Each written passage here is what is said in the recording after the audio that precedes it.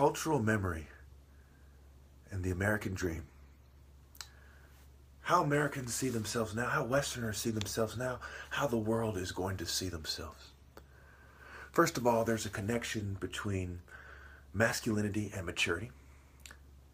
There's also a connection between shapes and figures. Figure it out. Ice, water, evaporation, body types. Northern Europeans, Asians, right? They're in a cold climate. Quite often you see that they have two major body types. One is the big kind of thick guy. The other is the tall, lanky guy. These are not conducive for martial arts. The sacred ground is part of the culture and the cultural memory. Are women mature, generally speaking? Why or why not? I would argue it has to do with the connection between hormones, maturity, and masculinity, and we'll get into that. Bear with me, this is key.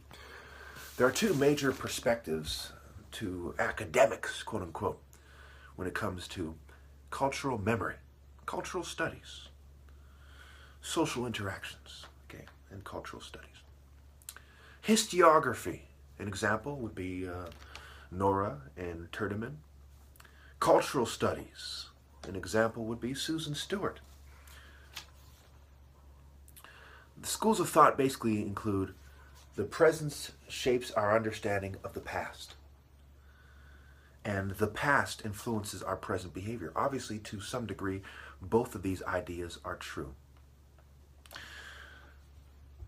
People who are into cultural studies, whether it is the study of cultural memory, whether it is from historiography or the perspective of historiography or the perspective of cultural studies, they both tend to agree that the trouble intensifies, and they disagree where. Two examples are the formation of the European states, period. The next example is a more recent example of the French Revolution, the Enlightenment, which led to the formation of America in general. 1776, the Enlightenment era organization, the Illuminati, and 1776, I believe, the Declaration of Independence for the United States of America. There's so much things that I've gone over that I'm starting to forget about the things that everyone knows. But anyway, of course, that's the drugging as well. So we look at the ages of industrialization and urbanization. This has everything to do with reducing cultural memory. What happens when you lose your cultural memory? You start to change the things you like. You start to change your behavior and who you're dating. This has everything to do with eugenics, the population scare, and the control of sexual behavior and human behavior in general, social control. What the French called cultural heritage is partimony, right? Patriarchy, partimony, P-A-R-T-I-M-O-I-N-E. So remember, part of martial arts is the transmission, the transference of the intangible heritage of a culture. You know, you have lovely cultures, you know. I don't agree with these cultures, mind you. I don't think that people should have them. But I do think that they are important to history, the other martial art cultures and how they pertain to religions. And it's more than just Buddhism. There's Hinduism, there are Satanism, and all kinds of martial arts that connect to all kinds of religions. In fact, if one considers the Knights Templars war tactics, you can even say that Christians have various forms of war arts or martial arts, if you will, because of the spiritual component and the organized system, if for nothing else. Okay. Most people realize that history is only one version of the story of their culture. So they have an obsession with cultural memory, coinciding with their fear of forgetting and their desire, their aim for authenticity. Quote unquote, representation is a crucial precondition for human perception in general. For humans to understand something, they need it to be expressed for them, for it to be represented for them. Movies, plays, art, martial arts. Martial arts reenactments are the most powerful representations of cultures that have been lost, of cultures in general. Okay? What defines a culture more than its heroes, than its warriors, than the Achilles of cultures, the George Washington of American history, the Narmer, the first pharaoh of Egyptian history, the warrior pharaohs, Ramses the Great going off into battle, the Battle of Kadesh. What defines a culture more than its warriors, and why are we losing this definition? Bear with me. They're doing a little space shit distraction. Anyway, what defines a culture more than that? And why are we losing this definition? Ironically, that goes back to muscle definition. Figure it out. Shape, right? The course, the direction. Okay, who gives the direction to marshal, to order, the direction of humanity? Action movies are among the most popular movies. Star Wars, among the most popular movies of all time. It is basically an action movie first, a sci-fi movie second. That's how I believe people would view it. When you think about it, what are the more memorable scenes? Luke Skywalker facing his father, Darth Vader. The end of the movie, right? The climax of the movie, the protagonist, the antagonist. These are warriors. These are martial artists. Moving on. Honing the senses and cultural memory. Okay, so reinventing versus reconnecting. Mental health and all these Westerners, those who seek to cut you off from your cultural memory, want you to reinvent yourself. They want you to do it their way. They want you to mix with all these different cultures and to do it their way. There is only one way to look at things in terms of human nature together in a way that is authentic and has to do with cultural memory, and that is to go back to the beginning, to go back to Africa. The more cultural memory you have, the further you can go back. Therefore, the more spiritual person must be the person that seeks to connect to Africa, period. This must not be something that is up for debate.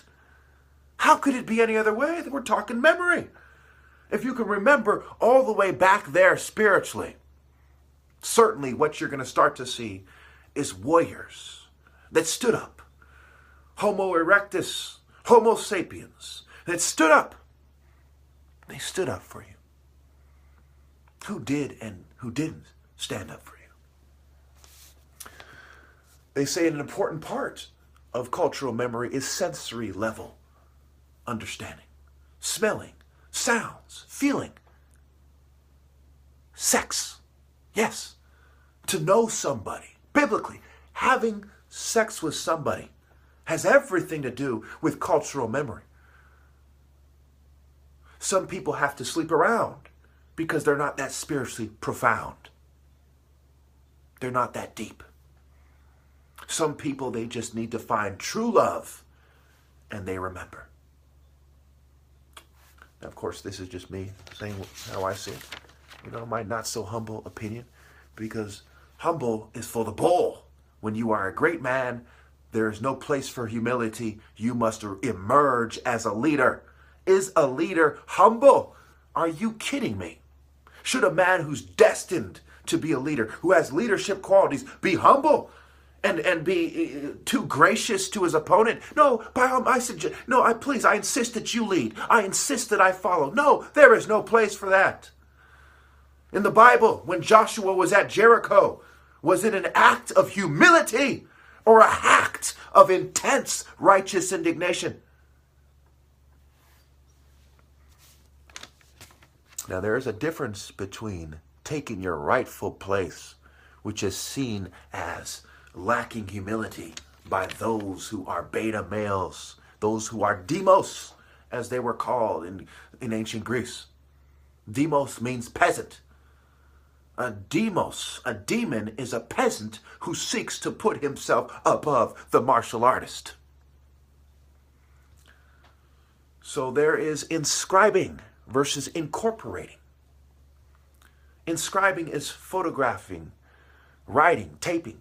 These are things, ironically, controlled by corporations, one way or another. And ironically, incorporating, which is basically the corporations incorporating their nonsense and downplaying what is sacred and taking over everything, right? Versus what it actually is. Okay, that's what it's become. What it is Has to do with the corpse, the body, gestures, handshakes, spoken words, martial arts, intangible heritage. The corporations should not be in charge. It should be martial arts societies, and there should be one pharaoh to rule them all. That is nature's way.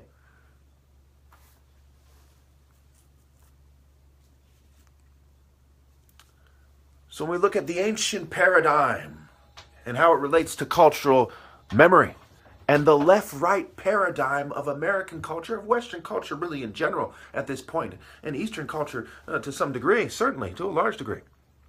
Okay? That has to do with the people who want you to reinvent yourself, who want you to cut off your cultural memory. Okay? They created this left-right paradigm.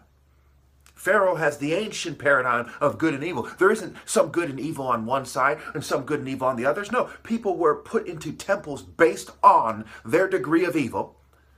And they naturally gravitated toward them and reproduced with them. And eventually nobles would start to trade slaves and so on according to their needs. There was a certain marshaling going on. And certainly Egypt at some point went astray.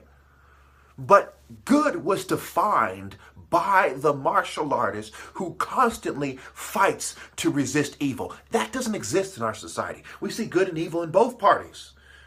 More evil than good because they're dealing in illusion and lies. John Baptist Lamarck's Law of Inheritance of Acquired Characteristics and Haeckel's theory of ontogeny, I believe. Basically, an individual is a summation of the whole history that precedes him or her. Okay. The idea that you are the summation, right? Wholesome. The summation of everything that happened before. And of course, the determinant is recent history in our society. Western society is about progress. Liberal progressive. It is about adapting to new things. The conservative culture includes technology to overcome the enemy. Doubt it not. They're not trying to all be cowboys riding on horses. They're in the military. They're in the police. They're incorporating technology. There is no party that insists on returning to nature. They couldn't defend the state if there was.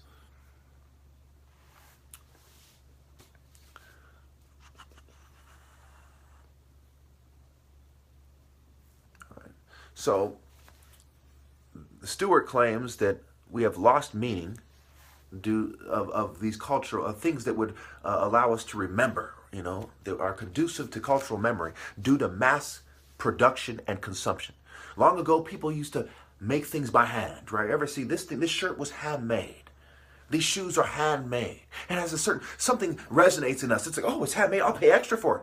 We don't even think it through these days and what we're willing to pay extra for because we know instinctually that is important. Somebody put their heart into it, especially a work of art. It's handmade versus something that's mass-produced for mass consumption. It's less personal. We become less an important component of something and more a replaceable, unimportant part of it, of the greater abomination.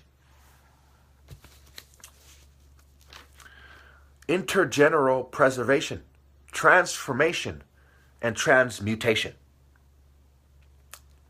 of traumatic memory, such as genocide, can be assimilated, redeemed, and transformed. So the example is a traumatic memory.